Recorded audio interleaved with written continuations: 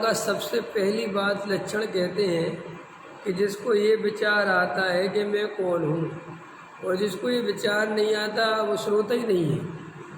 क्यों? श्रोता का सबसे प्रमुख लक्षण कि मैं कौन हूँ, मेरा क्या स्वरूप है, यह चारित्र कैसे बन रहा है, ये मेरे भाव होते हैं, इनका क्या फल होगा।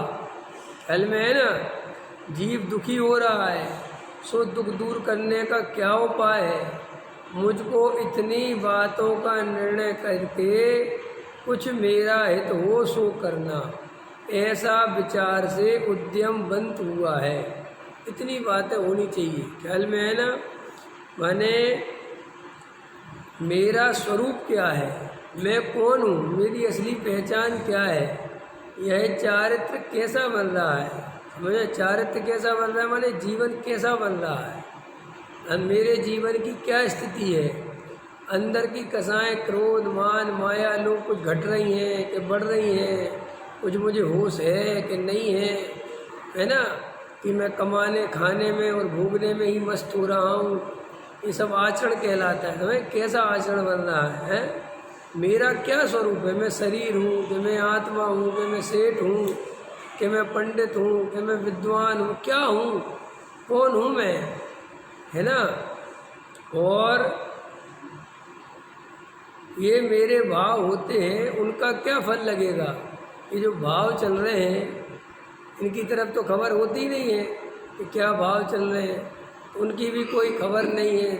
झूठ फरेब मायाचार लोभ क्रोध मान, है ना, चारों कसाएं दिन भर चलती रहती हैं, उसकी कोई फल की चिंता नहीं है, कोई अंदर डर नहीं है, कोई भय नहीं है, कोई क्यों, अंदर से खबर ही नहीं है, भरोसा ही नहीं है कि इनका सबका फल मिलेगा।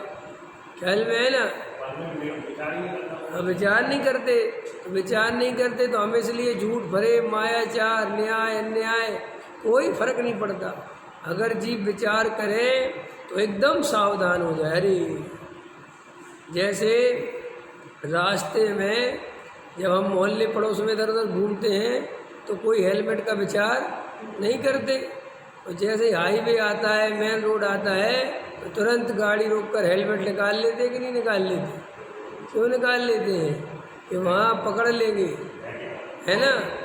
ऐसे ही जीव को अंतरंग से लगे कि भाई इस पर्याय के बाद अगला जन्म भी होना है, सब कुछ यही नहीं है, और यहाँ जो वर्तमान में मैं कर रहा हूँ इसका कर्मबंध चल रहा है, और ये कर्मबंध उदय में आएगा। जैसे पिछले जन्मों के कर्म के उदय इस जन्म में चल रहे कि नहीं चल रहे हैं, इसलिए रोते रहते हो, काम बिगड़ते हैं, शरीर में रोग सताते हैं, संयोग अच्छे नहीं हैं, मोहल्ले पड़ोस के अच्छे नहीं हैं, है ना। ये सब रोते हैं कि नहीं रोते हैं। तो ये रोता है तो ऐसा मानते हैं कि ये तो परद्रव्य के कारण मैं दुखी हूँ, जबकि हम परद्रव्य के कारण कभी दुखी नहीं होते। दुखी तो हम स्वयं के अज्ञान से, मिथ्यात्व से, कसाय से, कर्म से दुखी होते हैं। और ये पूर्व कर्म के उदय चले आए और खूब भोग लिए, लेकिन वो भोगने में मान्यता क्या है, अपना कर्म दिखाई तो देता नहीं, दिखाई तो वो निमित्त देता है कि ये पड़ोसी खराब है हम तो इसलिए परेशान है। पड़ोसी खराब नहीं है, ऐसा पड़ोसी मिला ही क्यों, ऐसा विचार नहीं आता। ये कर्म पूर्व, ये तो ऐसे ही वर्तमान में भी विचार नहीं चल रहा। जीव को समझ में नहीं आता, हमें समझ में नहीं आता कुछ कि क्या उदय है क्या बंद है क्या स्वरूप, कुछ नहीं पता, बिल्कुल तन्मय। जैसी जैसी परिस्थिति आती है वैसे वैसे उपाय करता है, वे उपाय सर्वथा झूठे हैं, सर्वथा। हमें आपको क्या लगता है, क्या लगता है कि तुम्हारी होशियारी तुम्हें बचा लेती है? 3 काल में नहीं मानना कि हमारी होशियारी हमें कर्म से बचा लेगी, संभव नहीं है, संभव नहीं है। देखो हमारे सामने कितने उदाहरण हैं। आसाराम का एक उदाहरण है, राम रहीम का एक उदाहरण है, अब ये तुम्हारा कुंदरा का उदाहरण है, और ना जाने कितने। ये लोग कोई तुम ऐसे ही नहीं समझना, ये समझ लो पूरा साम्राज्य फैला रखा था। ख्याल में है ना? है ऐसा लगता है कि पुलिस अपनी जेब में है, नेता अपनी जेब में है, ठीक है। उसको ऐसा अपने उस पैसे की दम पर वो जो वर्तमान में उदय चलता है, पुण्य का उदय, तो उससे वे सारे काम अनुकूल होते दिखाई देते हैं। तो उसको ऐसा लगता है कि सब कुछ मेरी जेब में है, मेरा कोई कुछ बिगाड़ने वाला नहीं है। वो भूल जाता है, हम भी भूले हुए हैं। अभी वर्तमान में भी हमारे पास जितना है उतना ही का अहंकार है, हमें उनके पास ज़्यादा है तो उसमें चढ़े रहते हैं। अरे कौन क्या कर लेगा साहब, पुलिस वाले आएंगे 5,000 रुपये लेके भाग जाएंगे। ऐसा नहीं है, वे 5,000 तब तक लेके भगेंगे जब तक तुम्हारा पुण्य है। जिस दिन तुम्हारा पाप का उदय आ गया, उस पुलिस के अंदर आत्मा जग जाएगी। ऐसा होता है। तुम्हें लगता है तो बड़ा करप्ट ऑफिसर था, इसको क्या हो, नहीं लूंगा अब रिश्वत, चल बहुत हो गई तेरी। ये क्या हो गया इसको यार, ये तो मेरा काम कर देता था, अब नहीं।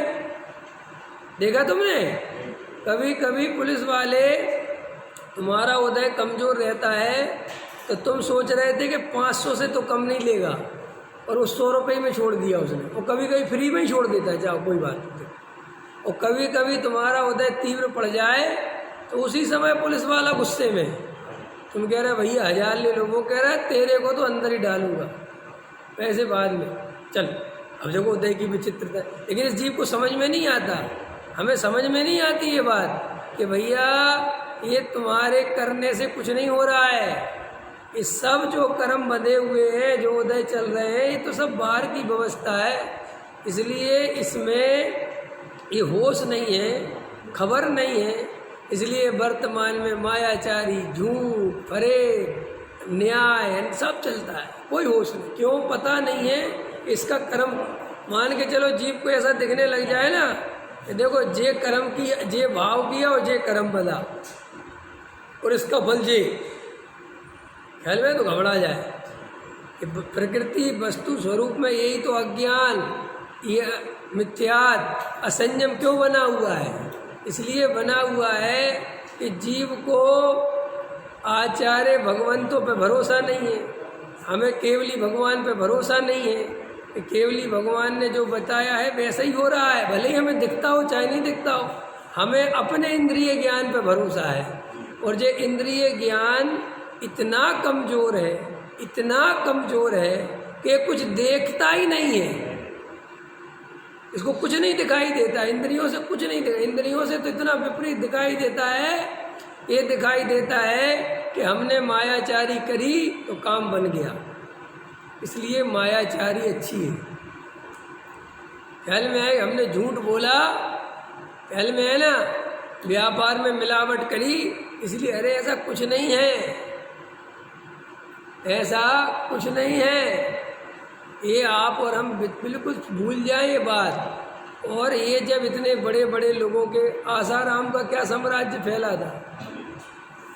अभी तुम्हें यहाँ बैठे बैठे तुमने टीवी बस में सुना है, तुम इनके अंदर के देखोगे तो पागल हो जाओगे।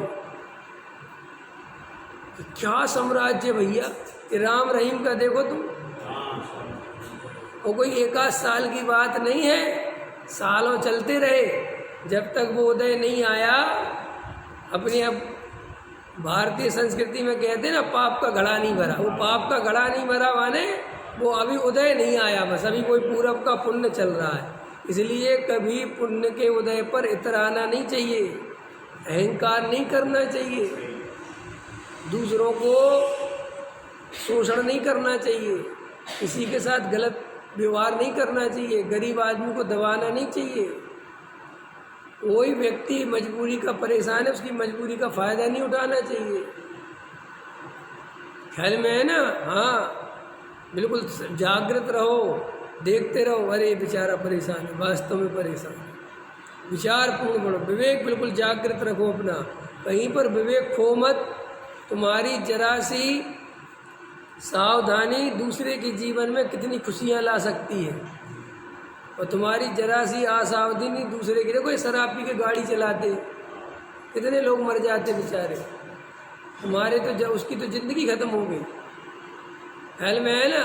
इसलिए श्रोता कैसा होना चाहिए। श्रोता शब्द डला, श्रोता अकेले की बात नहीं है, ये प्रत्येक जीव की बात है। क्या लिख रहे हैं? सबसे पहले का शब्द टोनावल जी, मैं कौन हूँ। अगर ये श्रोता को विचार नहीं आता कि मैं कौन हूँ, तो वो श्रोता बनने लायक नहीं है। जैसे